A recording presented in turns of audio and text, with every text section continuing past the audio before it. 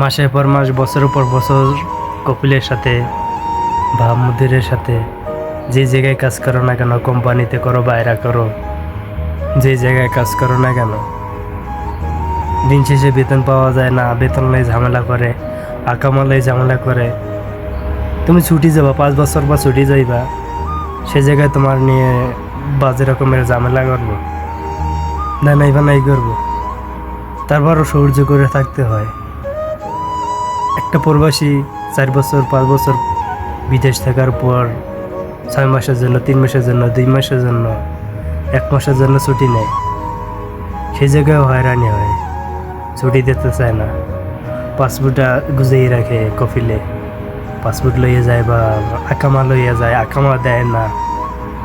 এইরকম পরিস্থিতির ভিতরে থাকতে হয়। তারপর সব কিছু গুছিয়ে তারপর দেশে যাইতে হয়। আর দেশে যাইয়া যদি দেশের মানুষের কাছে যদি একটু শান্তি না পায়, একটু সুখ যদি না পায়, তো দূর প্রবাস থেকে ওই ছেলেটা, ওই প্রবাসীটা কেন বাংলাদেশে যাইব, কেন পরিবারের কাছে যাইব? একটু সুখের জন্য, একটু ভালো থাকার জন্য, একটু বিশ্রামের জন্য।